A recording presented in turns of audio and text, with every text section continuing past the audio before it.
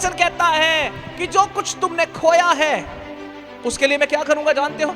मैं तुम्हें पिछली वर्षा, अब की वर्षा और जो आने वाली है, तीनों इकट्ठे देने पर। यह प्रभु का अनुग्रह है। लेकिन कब? जब हम मेरे अजीजों राइचियसली चलने के लिए प्रभु के चरणों में आ जाते हैं, अपनी इच्छा अनुसार नहीं कि अच्छा मुझे इसका फेवर करना है, इसका फेवर नहीं करना, मैं यहां झूठ बोलूंगा, यहां सत्य बोलूंगा। हालेलुया। आपको समझना है, प्रभु आपसे प्यार करता है और प्रभु चाहता कि तुम धार्मिकता के पहरावे में रहो। हालेलुया। प्रभु से कहते कि देख भाई, तू क्या करेगा? तू वायदे के देश में एंटर नहीं करेगा। और वो इतना हलीम था, उसको पता था कि मुझसे गलती हुई है। उसने कहा हाँ प्रभु। एक बार भी नहीं बोला प्रभु मैं सारी उम्र इनके लिए रोता पीटता आया हूं, तू मुझे क्यों नहीं गुजारा? आज की शिक्षाएं मुझे नहीं समझ आता, कौन ऐसी शिक्षाएं दे रहा, आप कहां से सीखते हैं? लेकिन मैं तंग आ गया उन लोगों से। प्रभु से मैं तो लड़ी पास्टर जी। तुम लड़े? किस एंगल में लड़े?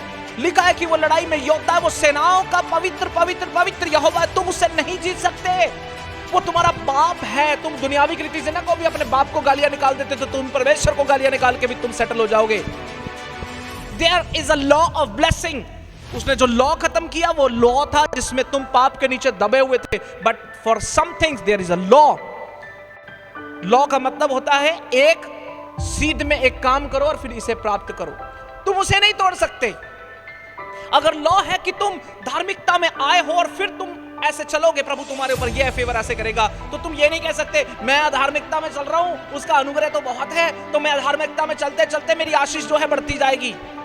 ऐसी शिक्षाओं से बचो, सावधान रहो ऐसी शिक्षाओं से। परमेश्वर का वचन साफ साफ यहां पर क्या कहता है कि वहां पर क्या हुआ? उसने मूसा को कहा कि तू उस देश में नहीं जाएगा, वायदे के देश में नहीं जाएगा। उसने कहा ठीक है प्रभु। तुम्हारा पहरावा बदलना नहीं चाहिए। कोशिश करते रहो। मैं जानता हूं कि भाई बड़ा मुश्किल है।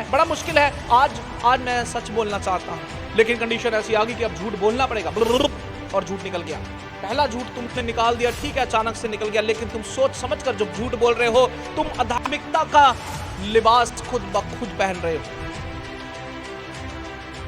अभी गीत गाया हमने, क्या था? मैंने कभी ना सुनी, मैंने तेरी कभी नहीं सुनी। अपने गुनाहों से मैं खार रखी मैंने प्रभु तेरे साथ।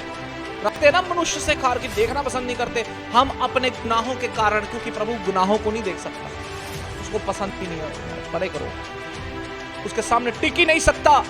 परमेश्वर का प्रेम तुम्हारे लिए इसलिए है कि तुम उस गंदगी से बाहर आ जाओ, धार्मिकता में रहो। और जब तुम धार्मिकता में होगे मेरे अजीजों, एक समय आएगा जब वो तुम्हें उठाना शुरू करेगा। प्रॉब्लम पता क्या है? हम सबको आदत है आज ही हो जाए सब। ये तो रोग है ना कि आज ही हो जाए सब, तुम कभी भी नहीं पास कर पाओगे। तुम्हें पेशेंस रखनी होगी। कोई नहीं प्रभु, मुझे पता मेरा समय आने वाला है। तुमने 10 साल मेहनत की है ना, मतलब गिट्टे रगड़ दिए अपने, इधर भाग दौड़ की, ये किया वो किया, ऐसा किया वैसा किया, और 10 साल बाद भी तुम यहां पहुंचे हो। एक व्यक्ति बस 10 साल प्रभु के साथ चलता रहा, लेकिन 11वें साल में यहां पहुंच गया। जवाब तुम्हारे पास खुद है, अभी तुमने क्या करना है। तुम्हें लग रहा है कि मूवमेंट कुछ हो रही, आंखों से दिख रहा है कुछ हो रहा है, तभी प्रभु काम कर रहा है। गलत है। वचन कहता है कि पर्दे के पीछे बहुत कुछ चल रहा है जो तुम जागती आंखों से नहीं देख सकते। हालेलुया। स्वर्गदूत किस मूवमेंट में है तुम अपनी आंखों से नहीं देख सकते। टिल द टाइम तुम्हारे पास तुम्हारी आत्मिक आंखें नहीं है।